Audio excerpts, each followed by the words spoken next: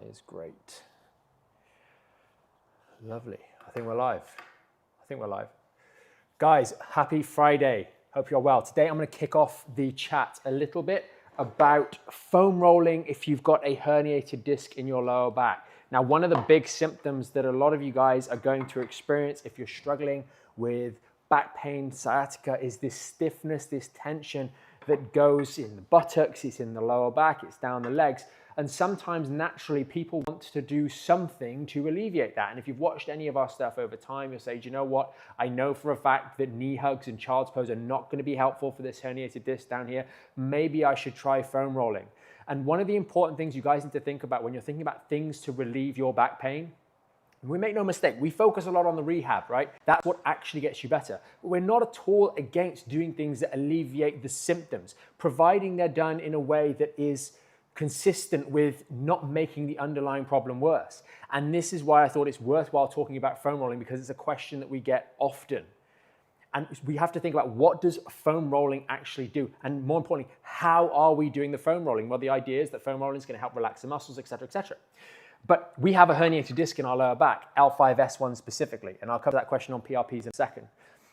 We have a problem with our injured lumbar spine. And therefore, things that are going to put more pressure through that lumbar spine are going to be problematic.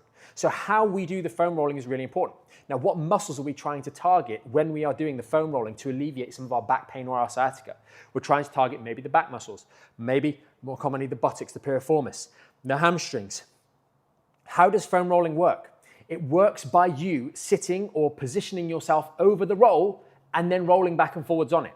Now, I haven't got a foam roller because you probably have concluded by the end of this particular process that I think they're a waste of money, but I will go through something else instead. And I think they're a waste of time, and I think they're actually counterproductive. And here is why. In order for me to use, let's pretend this is a foam roller, to foam roll my buttocks, I can't just rub it up and down. I have to get into a position. So the position you will frequently see people in is something like this, rocking back and forwards. Okay, maybe they're doing the hamstrings and they're rocking back and forwards like so. Maybe they're doing the back and they're kind of rolling back and forwards like so. You guys get the idea, right? And if you've done foam rolling for a little period of time, people struggle to get dressed in the morning when they've got severe back pain and sciatica. Are you really going to be messing around with a foam roller and it not make you worse? The very action of doing something that might well in the moment release the tension that you're experiencing in your buttocks. It makes absolutely no sense. And I think in years gone by, maybe we said a decade ago, you say, well, maybe we'll do it. Maybe there's some benefit, right? Maybe. I don't think so, but maybe. But nowadays, you've got these kind of massage guns. You've got these, and people might question about how good they are, but they're an awful lot more effective than doing something like foam rolling. Why? Because it's not even what we're trying to achieve, it's how we are doing it that makes the world of difference. And this is why more or less everybody that's ever joined the program struggling with back pain and sciatica, many of you guys watching this now, and probably all of you guys, let me know in the comments if you've tried this, right? You've tried a hamstring stretch. You've tried a glute stretch. You've tried these things. You've sat there and gone, yeah, I can't, oh, I've got to get my hamstring. But how you do it makes the world of difference. So when we talk about doing lower body stretching, while it has a benefit, you have to do it in a way that doesn't end up rounding and craning this lumbar spine over. Firstly, rounding your lower back when doing those stretches specifically has no additional benefit to the stretch. It's a hip stretch, it's not a back stretch. So bending your back is about as useful as nodding your head. It doesn't do anything. And if your neck has a problem, nodding your head might well create a problem. In the case of your lower back, it does have a problem. And you're trying to stretch these muscles, which there is a verifiable benefit, albeit short-lived stroke temporary, but you're involving the lower back to undermine any process that could be helpful. So one of the important things we teach in the core relief work, which is the relief work that runs alongside your rehabilitation, is to do things like the hamstring stretches, the glute stretches, etc., with a neutral spine rather than rounding the back all the time. It's very, very important to understand these kind of concepts so that you don't end up inadvertently making things worse. And the great thing about using things like the massage guns is that I can do my back like this in a neutral position. I can do my buttocks like this. I can stand with my knee on the chair like this and do my hamstrings. I didn't have to get into any peculiar, strange or difficult position that compromised my lumbar spine in order to provide a little bit of momentary relief at the level of the lumbar spine. And therefore, it's an infinitely more strategic use of providing some temporary relief. Don't get me wrong, this is going to be temporary, okay? but it's worthwhile doing. And because it has no cost, no negative attached to it in terms of making the back worse by putting it in a vulnerable position, it's something that makes sense. And you guys don't need to buy this. This is expensive, relatively speaking. Nowadays, you can get the cheaper versions, and they're around about 125, 130 pounds, around about a similar sort of price in dollar amounts. You can always get cheaper versions off Amazon that are under 100 pounds and $100, right? So there are plenty of accessible tools, and a massage gun is one of the things that we really recommend members of the program really invest in, right? It's something that's useful in all stages of recovery. In the early stages of recovery from back pain and sciatica, it helps you manage the symptoms associated with the back pain. Later on, it can help you improve your flexibility. And later on, it can help you recover from workouts. And it can also be used to warm up those muscles before workouts. Maybe you've got a particularly stiff residual hamstring that was the side that you had your sciatica on, and actually using the massage gun on that hamstring before you start your hip hinges, for example, could be a helpful thing that you find improves your performance during the hip hinge. So they have so much wide-reaching application from an investment point of view. They really are a no-brainer, and you don't have to spend a ton of money. You know, the only difference I would argue between these two is fundamentally this is 120 pounds and this is 650 pounds, and this one is a little bit more robust. But this one still does the job, and it'll do the job for most of you. And actually, this one's a lot lighter. So for the average person at home, this probably makes a little bit more sense. So just something to think about there, guys. Hopefully it's helpful. What have we got here?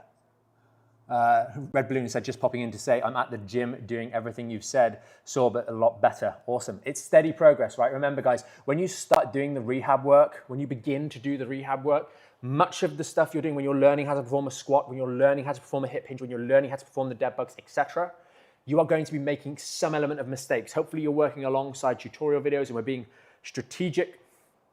We're not trying variations that are too difficult. We're mastering the technique with no body weight and therefore low risk before we start progressing on.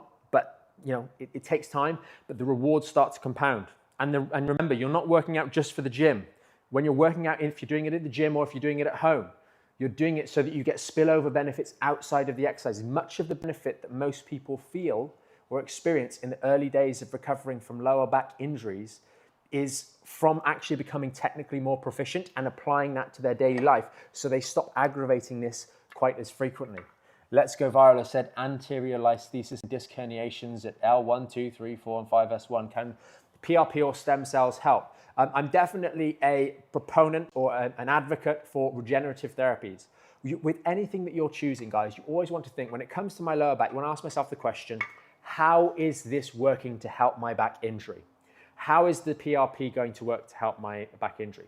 How is the steroid injection going to help to recover from my herniated disc at L5S1? That is the most important thing you want to think about. When we talk about the quote-unquote mechanism of action, something like a PRP injection, something like a stem cell injection is going to be hypothesized that it is going to help improve tissue healing. That sounds like a good thing. How is, if we contrast that with your nerve block, as the name suggests, how is that going to help? Well, it's going to do precisely nothing to help the healing. It's going to make you less aware of what's going on in this area. Now you have to, with your understanding as an informed individual, make the decision. Do you think it's a good idea that you're not aware of the damage in this area, or do you think it's a bad idea? And then you can make the decision. But I'm very, very for the regenerative medicines because at least they make sense. And then you need to go and speak to someone who specializes in those particular therapeutics and delivering those biologicals, and have a discussion about how they think it can help you specifically. So that's definitely something to talk about. But when we've got diffuse levels of degenerate and damaged discs across the lumbar spine, we seriously need to be looking at what we're doing on a daily basis and what we've been doing to allow this to perpetuate through so many areas of the lower back. Just looking back through some of the questions here, I can't think of anything worse than forward bending and rounding my lower back. Jake, that is a great position to be in because at least you have you're not experiencing the difficulty of having that confusing message of it feeling nice. For a lot of people, it feels nice when they hug their knees. And the reason for that is much of a significant amount of the pain associated with these injuries that lags behind is that it is congestion in these little holes. And then when you stretch like that, it feels nice because you're opening the space out, creating more space, less pressure, less tension, let's say, in this area, plus a stretch to the back muscles. And that is actually a trap. A trap. It's almost like waking up in the morning with a hangover and having another drink, alcoholic drink, to cure the hangover. That's kind of the logic there. And obviously, you know, in younger and more unwise years, that logic might well be something that is recommended, maybe tongue-in-cheek and maybe more seriously. And that is quite clearly not the right thing to do, without a shadow of doubt. But when it comes to the lower back, unfortunately, those things are talked about all the time. And we discussed that yesterday on the live stream, talking about why that is. It's understandable why it's recommended, but I would argue that, Jake, you're in a lucky position if you have the responsiveness to movements such as forward bending being painful, because that's teaching you that you need to learn to do it correctly and to avoid movements that actually strain those discs even more. Ollie said, been for an MRI scan today after many months of pain. Awesome, I hope you get the results back and you can crack on from there. Generally speaking, when you are a practitioner referring people for MRIs, you know what's going on already. You're looking at, what you're going to find back is, I'm sending this guy for an MRI image because it's probably an L4-5 or L5-S1 disc injury of some description, or if he said segmental injury, down here in the lower back, right? And that's probably where these symptoms that are going down the leg are coming from. But we're going to find out if it's a disc bulge on the left or a disc bulge on the right, if it's 8 mil instead of 3 mil, etc., etc., etc. Generally speaking, the overwhelming majority of cases. And that's it, right? And when it comes back and it's 8 instead of 5, or it's on the left instead of right, do you know what that does for the rehab? Precisely nothing. It doesn't change anything. But if you're seeing a good practitioner, they will really sit down and go through those images with you to help you understand things better. One of the things that we do with our members on the live is we go through the imaging together. We share the image, so members will upload their imaging, and it might be x-rays, etc. And we go through them together, and we talk about, you know, this is what's going on here, this is what's going on here. And those are some of the videos that are most popular amongst members, because it's helping you educate yourself on your own spine, and actually many others really benefit beyond the person that's actually seeing it themselves. It's their own body. Jake has said, I say this because I see people in Roman chairs bending forward a lot. I'm fine with ISO holds. That's awesome. Yeah, I think the Roman chairs, as I've discussed many times before, I think they're a waste of time. Learn to do a hip hinge. Learn to do a hip hinge. That's going to be much better. Evidently, when you are bending with your back as opposed to doing a hip hinge. So you are rounding over like that as opposed to hinging. And that is very, very common, Jake and others. If you struggle with actually hinging forwards, if you say, I struggle when I bend forwards, that's probably because you're actually bending forwards from the back, which is not something smart to do. That's almost like saying, I've got a broken leg and it hurts when I hop on it, right? It's like, well, yeah, of course, right? Because you're basically straining the tissues in a significant manner. But if you learn to hip hinge, you'll find that you can actually do an awful lot more, and then you can start to build on that and build strength and resilience through that pathway. But it is something that people really struggle with. And that's a really good sign, because if you struggle with something, you can actually improve it, right? And people get this wrong with their rehab. They think they need to get rehab that they can do. Rehab that you can do isn't going to make you better, because you only get better by developing an ability to do something that you couldn't previously do. Otherwise, you just keep on doing the same thing, right? Diego said, what to look for when transitioning from dumbbells to the bar in hip hinges and squats. I'm trying the bar, but sometimes I feel like I'm doing it wrong. I think one of the things that would be helpful, Diego, is to look at resources that help you develop an understanding of how to use the barbell, right? So there's a number of different positions, right? If you're doing a barbell squat, you might have, I won't use that, but when you're doing a barbell squat, you might have a high bar, you might have a mid bar, you might have a low bar. That's going to affect the positioning that you're going to be in. I think making the transition at the right time is probably the most important thing to do.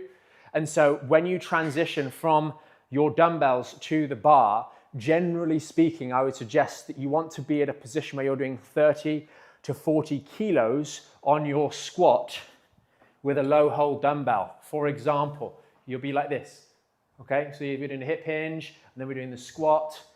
We want to be about 30 to 40 kilos, because that way you know for a fact that it's not going to be the load that is the issue, the load on the discs that is the issue. And then you set about creating an environment where it's safe to fail. So you take the weights off. Lara said I should have done this the other day and taken the weights off. You take the weights off, and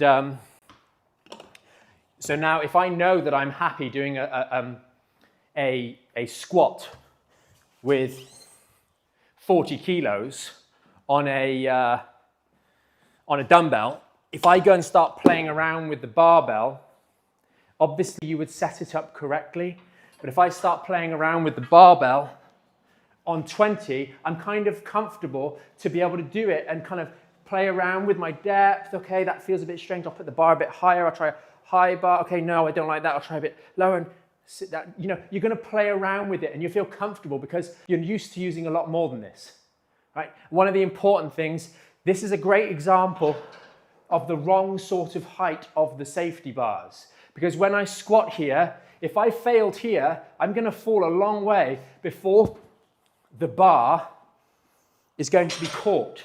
So when you're first playing around with your squats in the gym, not only have you got a light bar, but you spend a bit of time getting the safety bars to the right height so that the bottom of your squat, the safety bars are like an inch underneath that. So they don't interfere with your exercise, but they do give you that safety to fail. So important when we're working with our rehab that we create an environment where it's safe to fail, and the cost of failing is going to be very, very low. The cost of letting go of the bar is going to be very, very low so that you minimize the risk. So that's going to be the best thing. The other thing I would also suggest when we think about the hip hinges is do not do the hip hinges from the floor. Do not do the hip hinges from the floor. When you're first transitioning over to the barbell to progress your weights, because dumbbells start to become a little bit difficult at certain points in the recovery process, set your bar up in the squat rack, either move the weighted vest out of the way, of course, but either put these low down, whatever. So now I can start my hip hinges. I put my weights on, and then I pick it up. I do my hip hinge. I pop it back down when I'm finished, and it's super easy. Then when I take the weights off, I can take them off. The last thing you want to be doing is you've got the barbell on the floor, you finish your sets of hard hip hinges, and then you're pulling it off like so with a rounded lower back, and boom, you're feeling like you're in a little bit of trouble, right? It's thinking about, it's not just the exercise, but how you do it. And this is specifically one of the reasons why I don't particularly like the hex bar. The hex bar is a really useful tool for people in the gym to train and build their deadlift, so to speak, in a way that is quote unquote safer. But the problem is the hex bar is an absolute pain to set up and dismount. It's really, really heavy, and you can't do what I've just done with it very easily. Now, you might be able to with certain ones, but it's much more touch and go in terms of variation in the size and shape of the hex bars. Many of them, you just have to set them up on the floor. You can't set them up on a rack like I just did there. And so they become something that's quite unusable for the individual that's struggling with lower back pain. So a couple things there. Diego, remember, if you've been learning to do the squat with a dumbbell for a while, transitioning over to using the barbell is going to require a little bit of learning and relearning to make sure that you're able to actually reconstitute good technique going forward. So hopefully that's helpful, Diego, and others. Just coming over to look at some of these questions on TikTok. What else have we got here? Quite a few. What else have we got here? Reformer Pilates, I think the problem with Pilates is it's missing loading. And there are a lot of cues that are used in Pilates, such as pelvic tilts, that are not helpful for the lumbar spine. When you do a pelvic tilt, you're flattening out the lumbar lordosis, which is not advisable. Jake's had disc bulges for years. Someone said they want to burn the nerves for my back pain. Is this advisable? Jessica, I would be very, very reluctant to have those kind of procedures. You might be thinking, well, I've done physio and it hasn't worked. Basically, everybody that's ever joined the program has done physio before they've joined us, right? No one ever joins the program or has come to see us in the clinics that we've operated in or our own clinics over the years as the first port of call. Basically, everybody's gone and done whatever physio means, which I don't really know what it means, but I'm saying that rather tongue-in-cheek because most of the time your physio is doing some knee hugs, some child's pose. Maybe you get given a list of exercises to do at home. That is not a rehabilitative program. That is just some random stuff to do. Like you give your other half a shopping list to go to the shops. It is not a rehabilitation program. When you guys actually, like for those of you that do, join the program, the structured program that we have of back rehabilitation, you realize what a program actually is and how the rehabilitation exercises change over time and how there's different instructions at different phases of the recovery process and how there needs to be education that goes alongside that because you're not just doing exercises for exercise's sake. There is a purpose to a squat. It's not just to be good at squats. It's because the squat is emblematic of everything you do every day. So many people make the mistake when they come on and do some of the stuff that we like, the Core 5, for example, that's on the channel, and they say, oh, well, I'm just doing the exercises. It's like, yeah, okay, but then what happens after you do the exercises? Oh, well, I'm just doing the exercises. And you're not applying it to daily life. And you don't know to do that unless you've been told to do that explicitly. So that's really important. Understanding back pain and understanding getting better from back pain is really, really important. And so just burning the nerves is basically like, imagine you're sat in your kitchen living room, or sorry, your kitchen, and you're cooking some food, and then all of a sudden the alarm is going off. The alarm's going off, and it's very annoying, right? That's the pain, that's the back pain you're experiencing. And then you just go and take the batteries out of the alarm and go back to reading the newspaper, or scrolling through TikTok, or watching me right now. And you're like, oh, everything's cool. That's burning the nerves, right? All the while the pan is over on the hob, or over on the stove, fire's going off crazy. And just because you can't hear it anymore, doesn't mean the problem has stopped. And so that's the equivalent of burning the nerves. Unfortunately, people get driven to those kind of procedures because they've just had really poor support beforehand.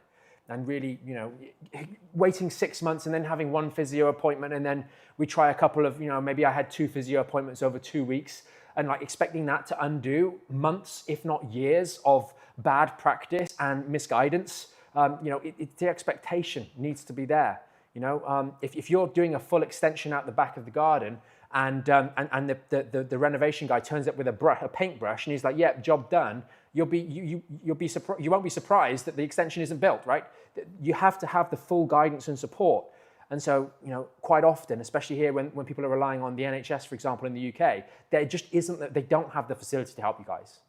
And that leads people to say, well, physio didn't work. So, no, what you did didn't work. And what you did, I would suspect that a really good physiotherapist would say, because I'm an osteopath, for those of you that don't know, would probably say that's not physio, that's a rubbish version of physio. That's the NHS version of physio. That's all they can do version of physio. That's the physios being constrained by what they're allowed to do physio. That's not a free thinking, I'm able to actually really put in the work to help you physio.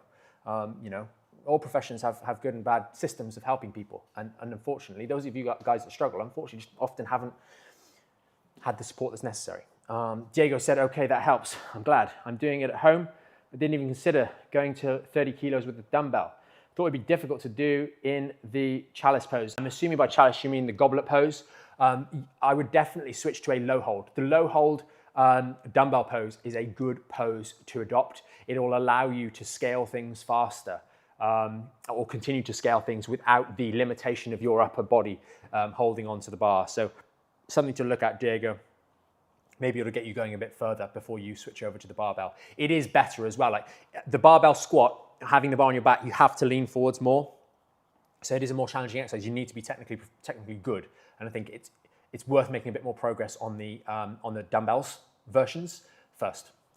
Whoa, we got a lot coming in on here. What's going on? Okay, so TikTok. So bashing NHS. No, it's not all. It's not all. It's just that basically most of the people that have come, it's not bashing. Please understand that the criticism of the NHS support for back pain is not a criticism of an individual specifically. The system is not geared up to actually help people. I discussed this the other day. Like one of the standards was that you see a specialist in 18 weeks. That is not a standard to actually get results with someone. 18 weeks. The problem has gone past chronic in 12 weeks. So if you're setting the expectation, it's like trying to imagine, because I used to be a lifeguard when I was younger, when I was at school. And imagine my marker of success was once the person is on the bottom of the pool, I have to get to them within 15 to 20 minutes. Like you'd be like, that's not going to help the person that's drowned. And that's the equivalent of some of the standards that are there because the system just can't cope. And so it's not anybody's fault. They're just operating within a system that, like, if I was a patient and the first time I got to interact with a patient was 18 weeks after or whatever number of weeks after, and then I'm constrained by what I can do, it's unfortunately, it's just the way it is, unfortunately. And one specific example, which those of you that are interested in this, we talk about Annie's story. And we've got it out the hallway here because it was featured in the Daily Express here in the UK. She was an NHS GP with sciatica, doing the advice that she had to give patients, and it sucked. And then she was doing our program, and it worked. And she's a very strong advocate of it, hence why she was in that feature. And she was in this position where I'm getting patients coming to see me as an NHS GP. Nothing wrong with her. And she is not allowed to recommend something that, with the education that we give our members, because we get many actual medical professionals that come through the program as well, people with some element of medical training. She was like, I'm not allowed to recommend this. And I realize how bad the stuff I have to recommend is. So it's the failure of the system. And that was such a poignant example of just how bad it can be to support people with back pain, because a system that is as large as that cannot change and cannot evolve at the pace necessary. And so she's there sat with sciatica, getting help from us, doing great, by the way, which is why she's in the feature. And she sat there seeing patients every day coming in as a GP going, well, I'm doing this thing over here, but I can't tell you to do it. So, you didn't hear it from me, but go online and have a look, because the stuff I've got to give you isn't going to help you. And so, something to think about there. Hopefully that helps some of you guys. And I'm sure, and I know, because many of you say, that'll ring true, some of that experience. Flower Alio has said, how long do multiple disc bulges take to heal? It's such a difficult thing to explain the difference between healing and when that stops and strengthening.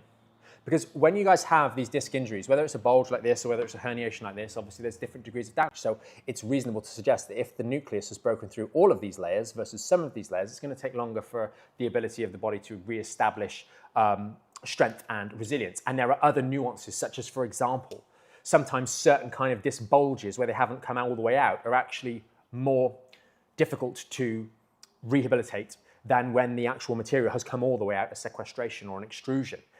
So there's those other caveats as well. But the point is, what are we doing with our rehab? What is healing? Healing is a restoration of these two tissues here, connecting themselves back together, and then a process of rebuilding its strength and its ability to do its job. And so it's very difficult to say when that process stops.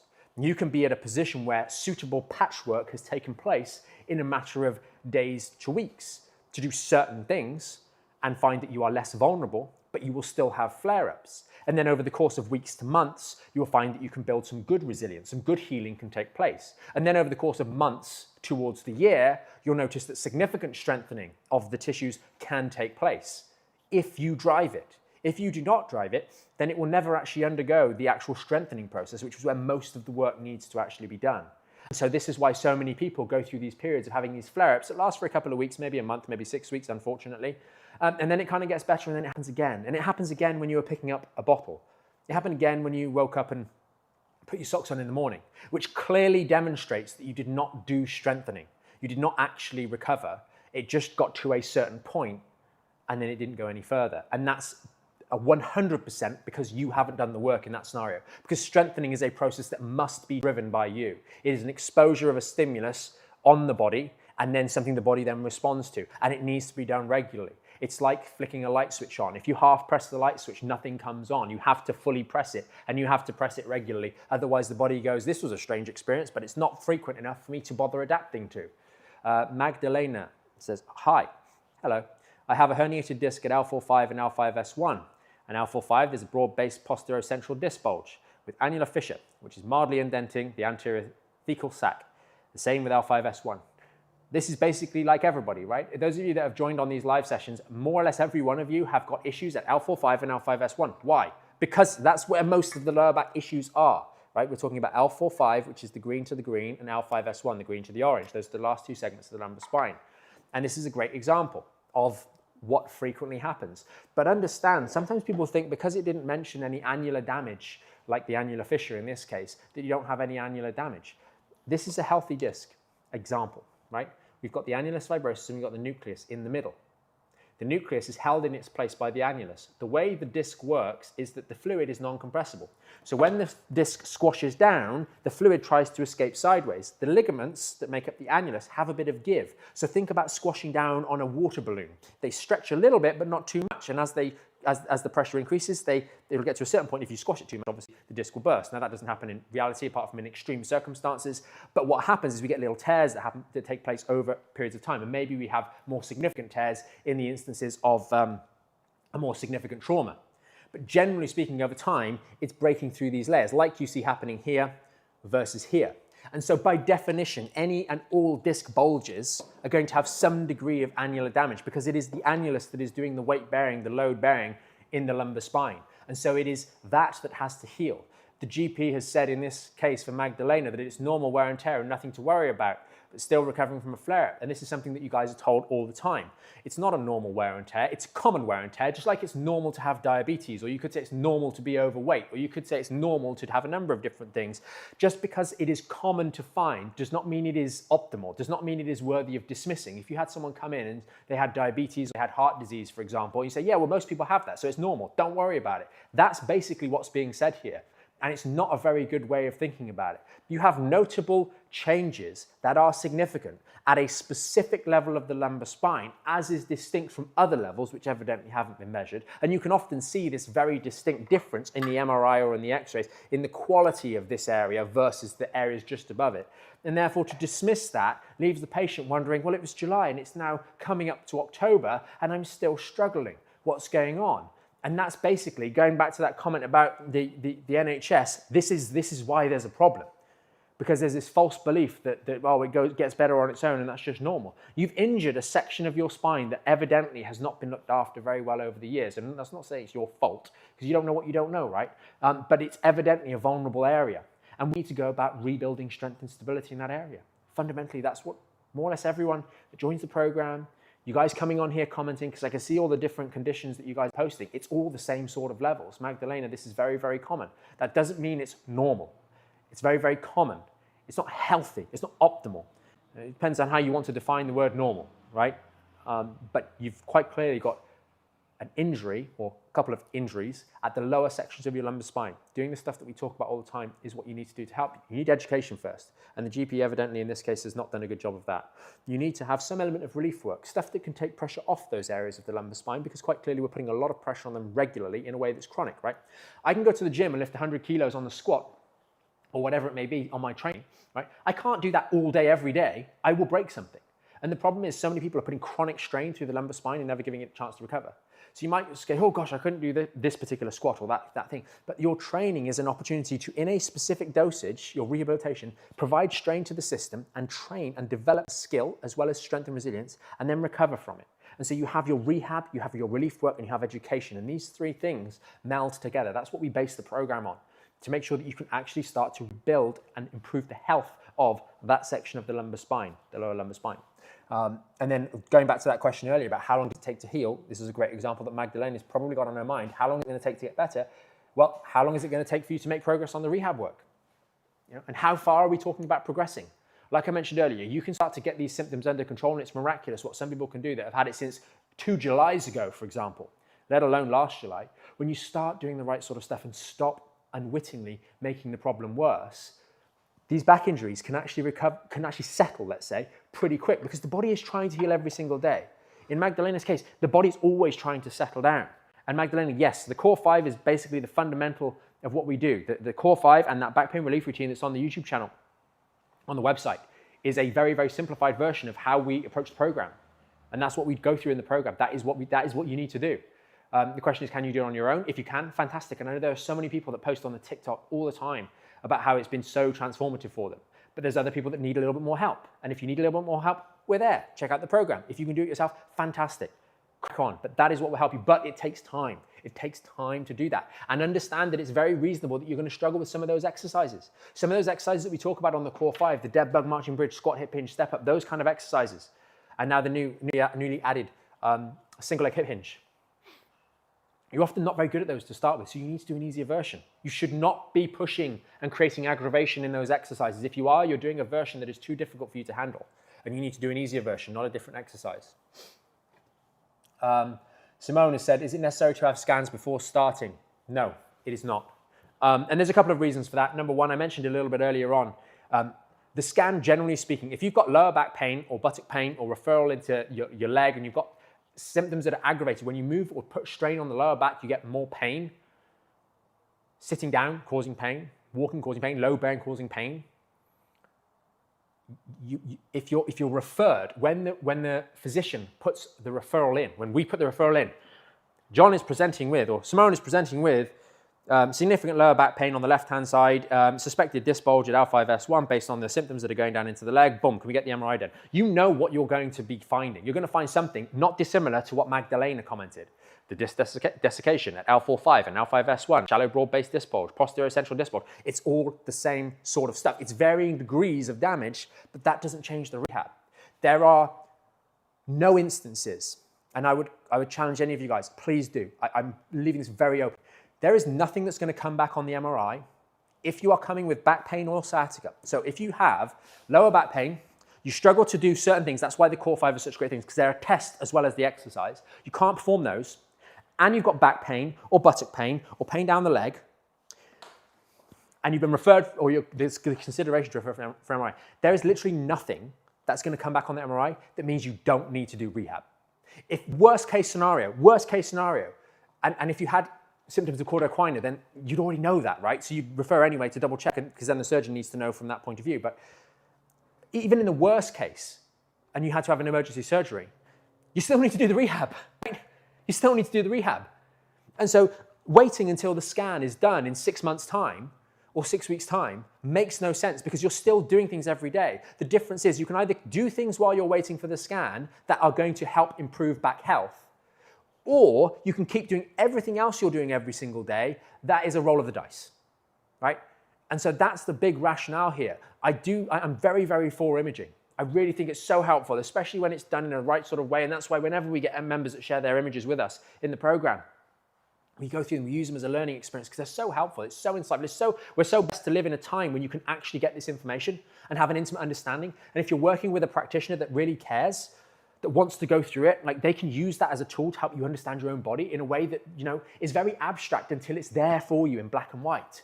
And for certain visual people, maybe like myself, it really, really helps, right? Because that chat that Magdalena posted in here, disc desiccation, L4-5-S1, L5-S1, shallow broad-based posterior central disc, it's just jargon. It doesn't mean anything. When you see it, you're like, this is what it should look like. And this is what it does look like. And this is what it should look like. And can you see the difference here? And you can see the difference in different sections of your own spine and compared to a normal healthy spine. Like, you can see it's so helpful, but it doesn't mean that you don't need to do the rehab. So it can embellish, it can help you, but it doesn't change what you need to do. How common is it to have, unless of course we're talking about surgery, right?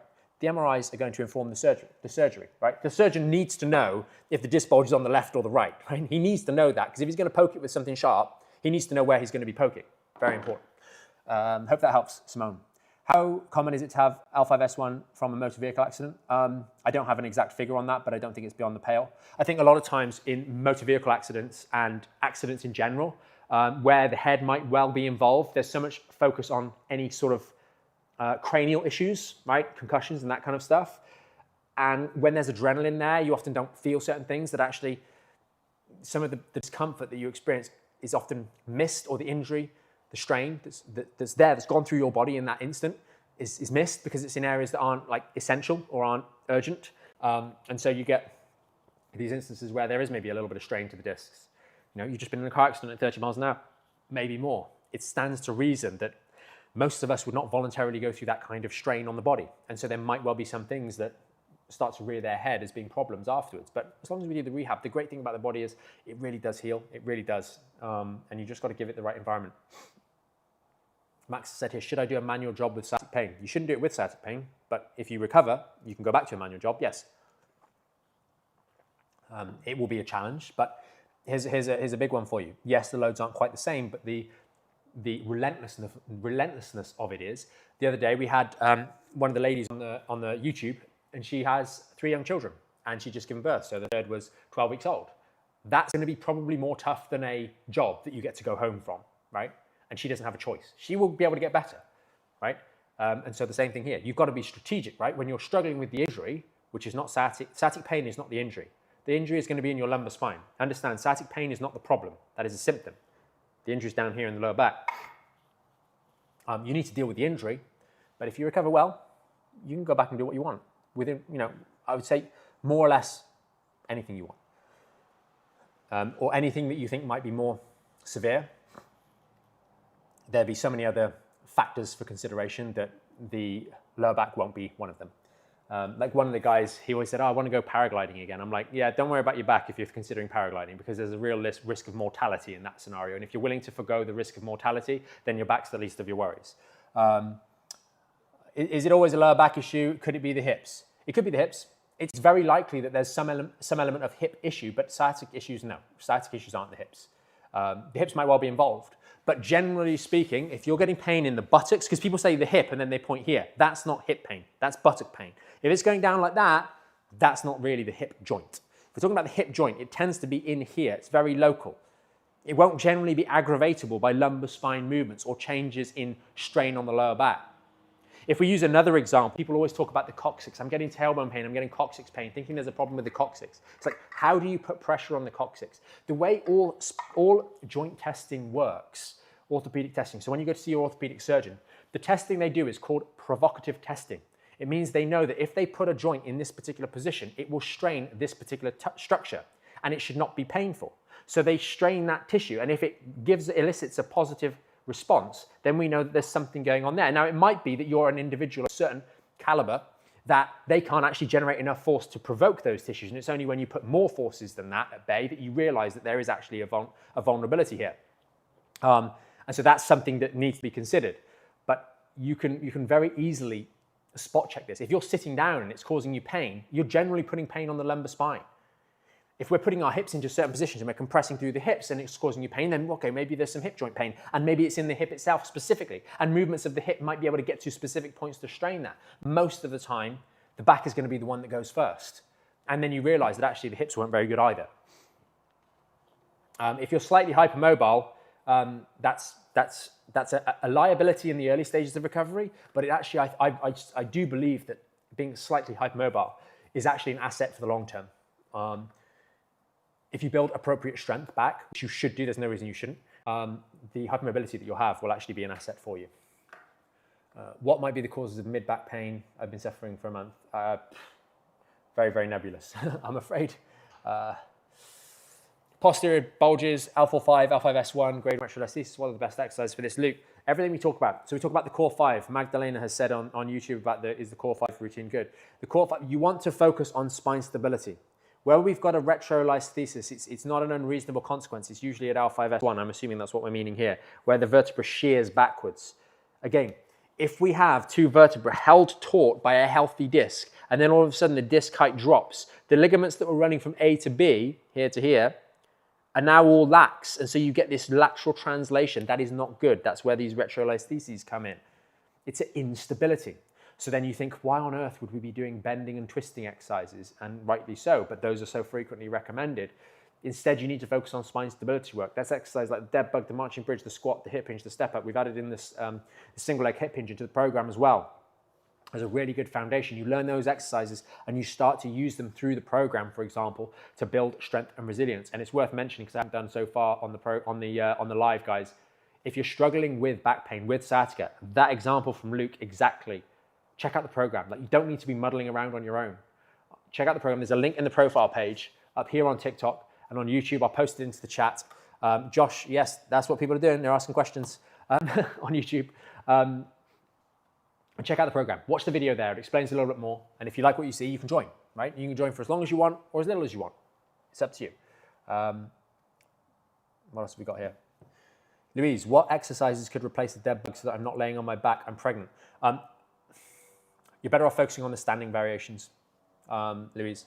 So focus on your squats, focus on your hip hinges. Don't worry about the marching bridge. Pregnancy specifically has these variables that we need to make some modifications. So I'd be focusing, Louise, on the standing exercises that we talk about. That's really the best route. And really making sure you're doing the core engagement as you're doing that best you can. Obviously, as you go through the pregnancy process, that's going to be more and more difficult.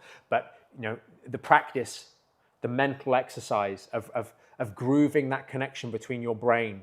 So if we take the example here, I'm going to move it a little bit off gears a second, to the squat. If I go up and do a squat, okay, I come up over here, whether I pick up a weight or not, whether, so let's say it's this 5 pound, boom, squat. If I put that back, I pick up this one, squat, okay? The process is grooved. There's a familiarity between the signals that go from my brain into the muscles to get them to do it okay, right? I'm there, boom, squat. It's just ingrained. It's almost subconscious. That's what we're trying to do with the core. And you know, when I get people, they come in, patients in the other room, and we go through part of the exam and say, okay, show me a squat. And they're standing there and they're going, okay, load squat program, or what I think is the squat program. Okay, there, I did it. And it's like, that is quite clearly so not automatic that it's a real problem, right? And so what we're trying to do, even in scenarios where pregnancy creates a set of circumstances where we can't address everything because we're going through pregnancy, right? That's a significant change in the body. But practicing the idea of engaging the core, grooving it so it becomes subconscious, will be specifically and particularly helpful for you after childbirth as well in the recovery process. So you're still going to get some benefit from practicing at a low intensity, specifically with regards to the pregnancy question, Louise. And you're going to have to lower the intensity to a degree as you go towards the back ends of pregnancy. Practicing these things is really, really quite helpful to just groove the skill base so that it's more subconscious, because that's what we're really looking to build. My spine is off to the side of the bed, or even laying on the bed on my back. My lower back has tension. It's been feeling slightly depressed. If I sit for 30 seconds, my back goes out. Josh, it sounds like you've got a bad back, an injury to the back. You need to focus on the rehab stuff that we talk about. Definitely check that out. There's a video on the YouTube channel, the masterclass. Go and watch that, because that will give you a firm education in these kind of things, and also some tools and things to do. Fine highs. Radiologist said I have a loss of lordosis indicative of muscle spasm. I love this one. He diagnosed me with radiculopathy. Okay, so this is a great question. When you get told, and I'm assuming that this is on an MRI, when we are talking about a loss of lordosis, it would be so great. I mean, I don't know if you've got a chance to ask, but saying which muscles are in spasm, because what they'll probably say is the back muscles are in spasm, right? And that's what's causing your spine to be flat. That makes no sense. It makes no sense. If my bicep was in spasm, would my arm go like that, or would my arm straighten out? My arm would go like that. And so they are making the assumption, which they cannot do in a reasonable way, that it would be better if they just stop, don't say the muscle spasm, unless they're saying if it's causing by, often they'll say it's caused by muscle spasm. The observation of marked muscle spasm might well be there, but the muscles are not shortened and contracted in the scenario where we have the loss of lordosis. What you find with experience is that there are a lot of people, if anyone has an abnormality in the curvature of their spine, so the lumbar spine should have a smooth curve through it. It should be elliptical, meaning there's more curve at the bottom, less at the top, and it has a value to it, generally speaking around 40 degrees. Elliptical curve if we're measuring on the back part of L1 to L5. That's the kind of position it should be in. If we have a loss of lordosis, or rather, those with long-standing lower back issues are more likely to have a loss of lordosis. In so much as this is just the way they stand, because it's been changed over time. And I discussed yesterday on the live stream the work we used to do with remodeling of the spine using things like this, which work very, very well to change the spine. And so because of the way in which we live life these days, so much of us are spending so much time with a flattened lordosis, sitting all day. And so it's no wonder that you see then on imaging, the person has a flattened or reduced lumbar lordosis. And that the thing that is not being talked about in Fine's case is that what about the disc? What is causing the radiculopathy? It will be most likely because in the scenario where we're standing up with a flattened lordosis, we're putting more strain through the lower lumbar discs. It's very reasonable that we probably have L4-5 or L5-S1 disc issues. And that's just not discussed in any of the commentary that Fine has said, or at least the emphasis hasn't been put there.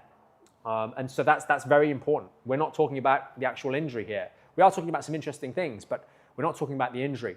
And the further thing on this is that you can only really accurately evaluate the curve of the lumbar spine on a standing x-ray. Lying down can have all sorts of variations. If you moved your bum around a little bit, or if you elevated the legs, that all has impacts on the lumbar spine, which means that, sure, the spine could get into any position. I could lie on my back, for example.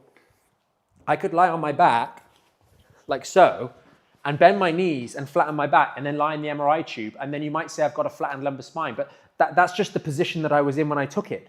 Whereas when we stand upright, we can't really fake that as easily. It's very reliable to get an accurate measurement.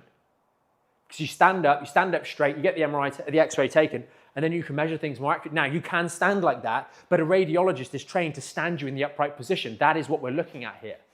And so the standing x-ray is much more reliable, but then you should measure it. You don't say it looks like a loss of lordosis. You say it's lost by 37.5%. That indicates you've measured it, not just eyeballed it. Very important. Owen said, besides the core 5 exercises, if I have a herniated disc, are there other manual interventions needed to fix the disc? Owen, no one fixes the disc. You heal the disc. I'm pretty sure you've been on some of the other sessions, so hopefully this will be revision. Your disc is what heals.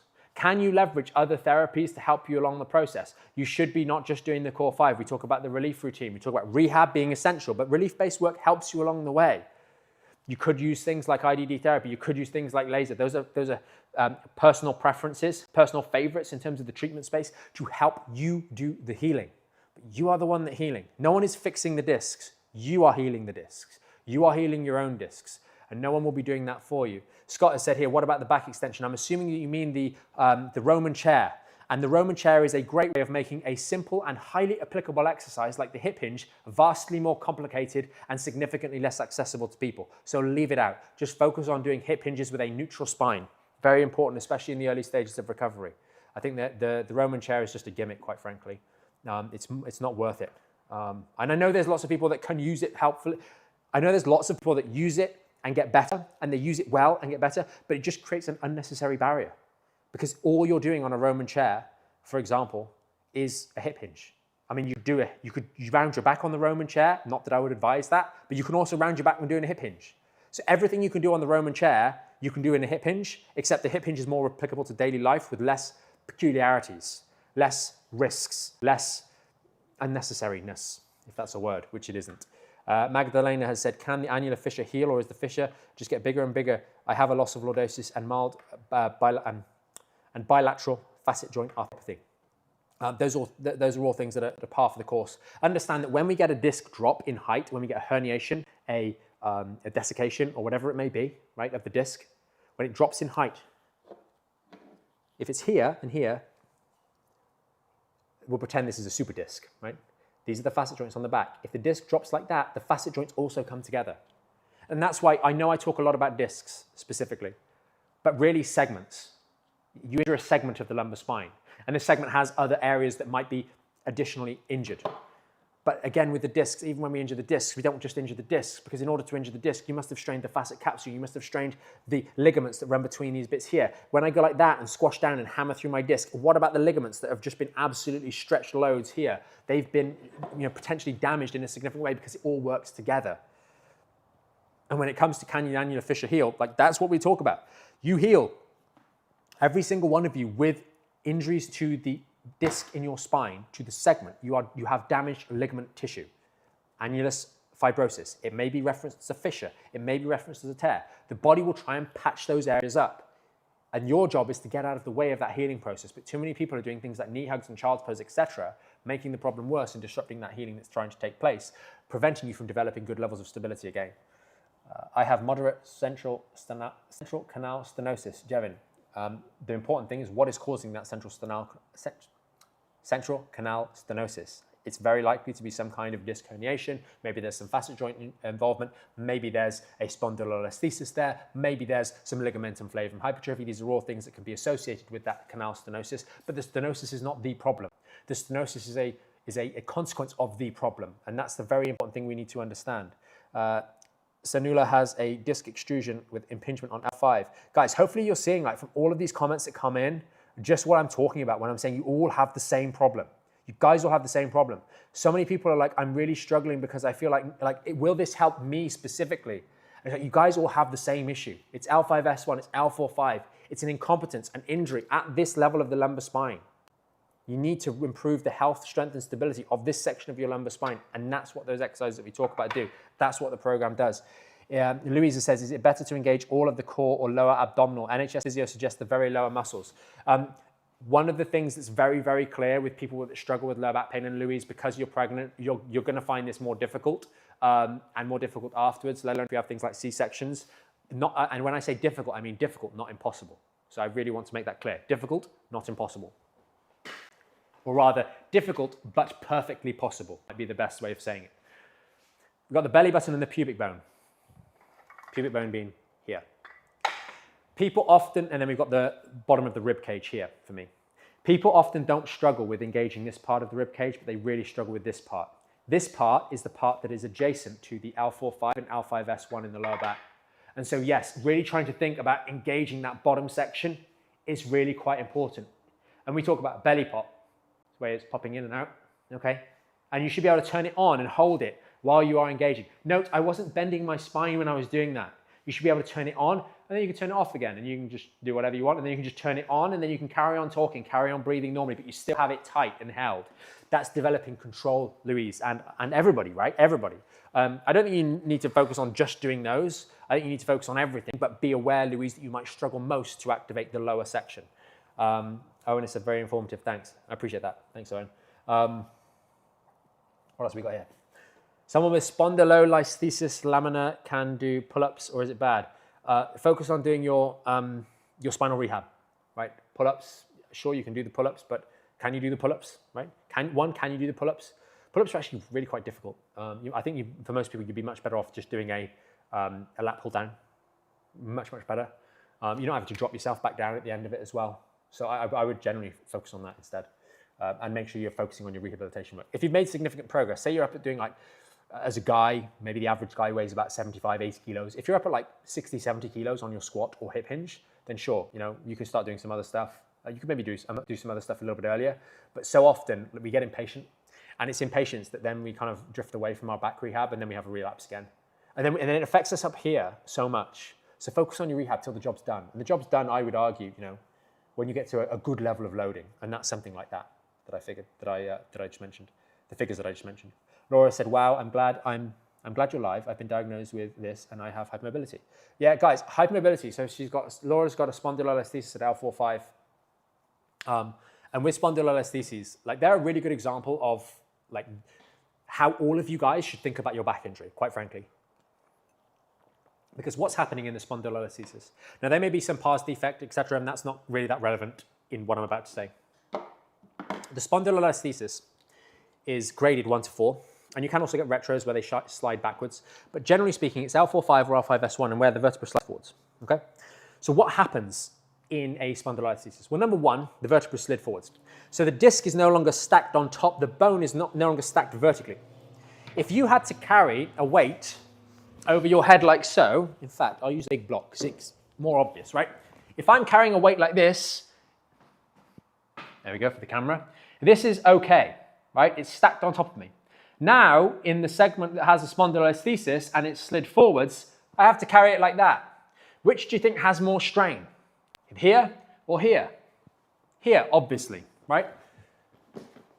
One of the things people think with spondylolisthesis, they get confused because they think, oh, it's a spondylolisthesis, it's not a disc bulge. And then someone else talks about the disc bulge that's evidently going to be there at the L4-5 segment where we've got the spondylolisthesis, and they think they're talking about something completely different.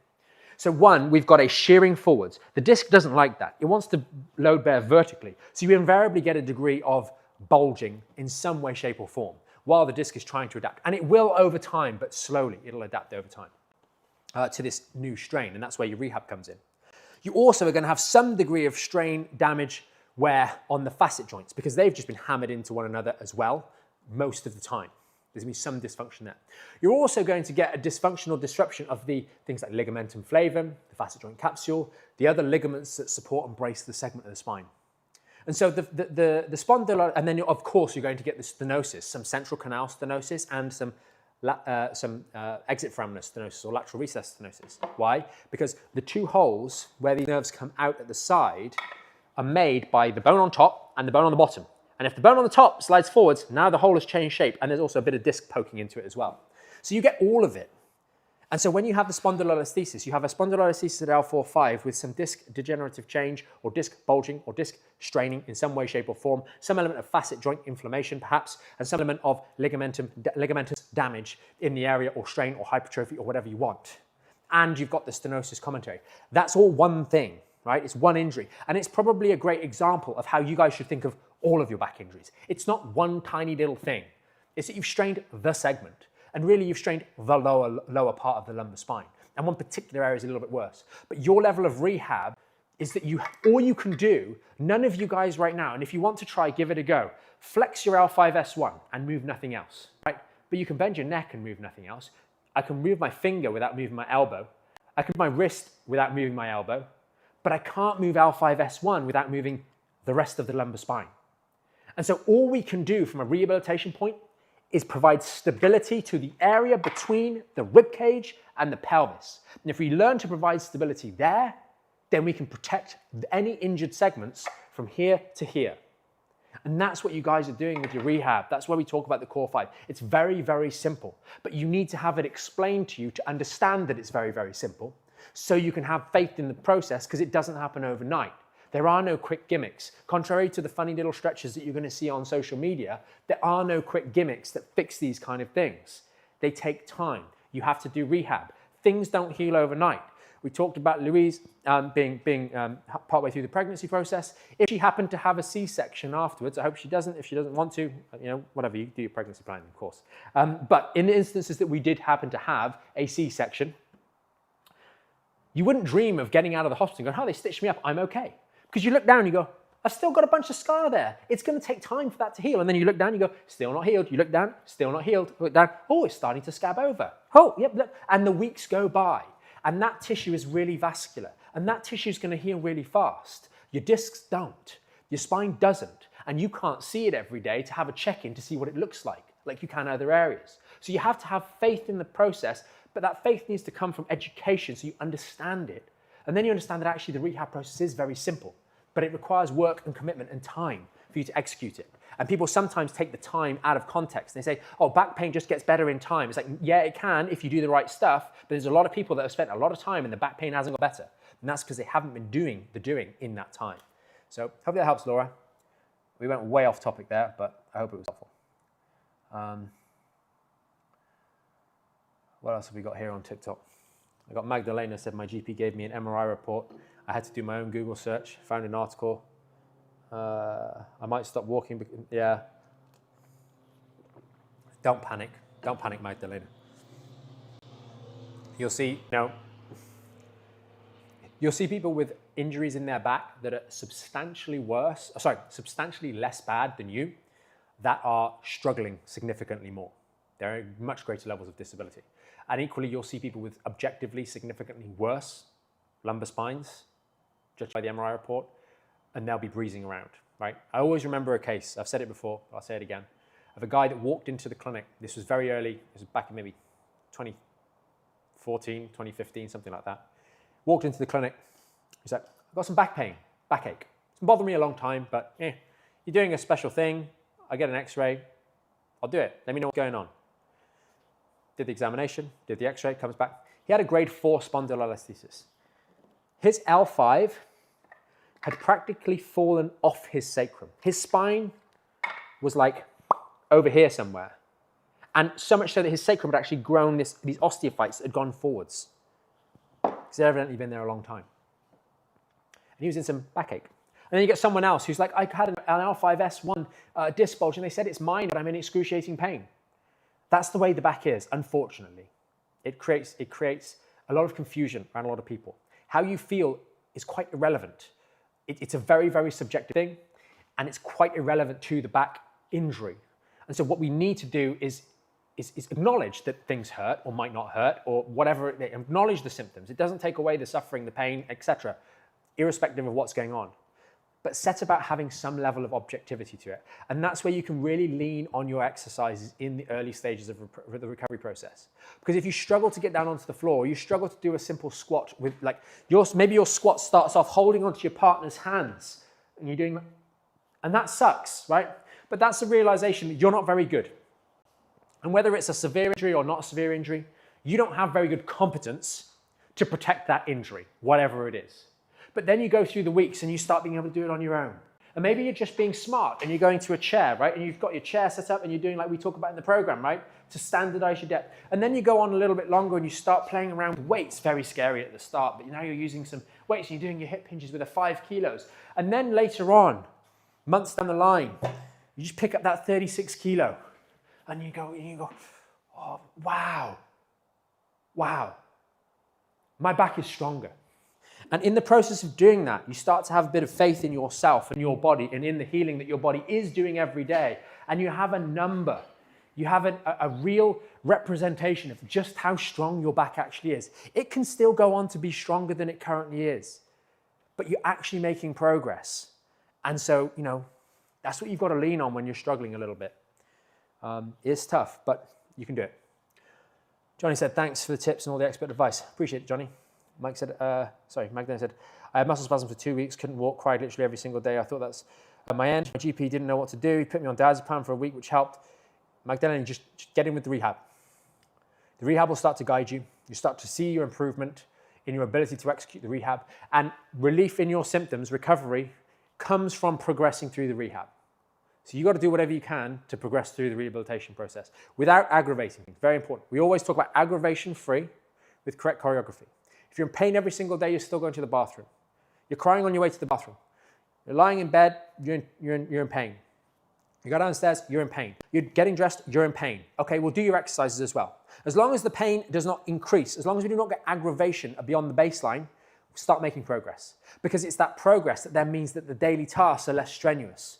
So you stop aggravating yourself as much, and then you're in less pain on a daily basis. Then you can start dialing down off the medication with guidance, of course, from your prescribing physician. And you can start to see that there's a little bit of light at the end of the tunnel.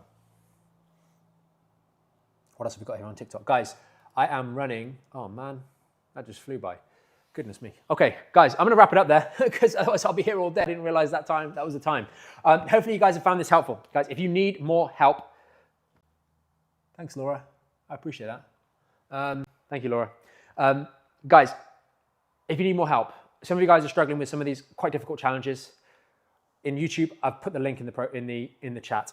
Check out the program, check out the video. It explains more there. Guys, those of you on TikTok, if you need more help, check out the link up here. There's a video there, or check out the profile page. And on the profile page, there's a link. Check it out. If you like what you see, join the program. You don't need to keep going on trying to piece things together on your own. There is something that can help you. And we make the program very, very, very accessible. There's no like long-term contracts or anything like that. You can join for a month, and then you can cancel, and then you can, join again in a couple of months' time. Some of you will be, I joined for a month, and actually I really like what you guys do, and you'll keep with us for a little while. And then you get what you need to get out of the program, and then you go off and you do your own thing, right? And that's awesome. And you take the lessons you've learned and you go on, right? Really, really cool.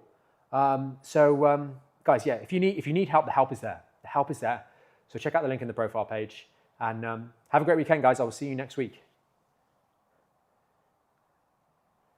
YouTube, thank you. Oh, that's very loud. Magdalena says, so happy I found you on TikTok during the past week's rehab routine core 5. I can tell, yeah, look, like you're gonna get some technical improvements in a relatively short period of time, Magdalena, if you work with tutorials and you sincerely work on getting these things right. You're gonna make some mistakes along the way. You cannot stop aggravations happening, no more than you can stop getting a cold next week. You can reduce the risk, but the further you make progress with the rehab, the more resilient you're gonna be to flare-ups, to aggravations, to irritations and all that kind of stuff.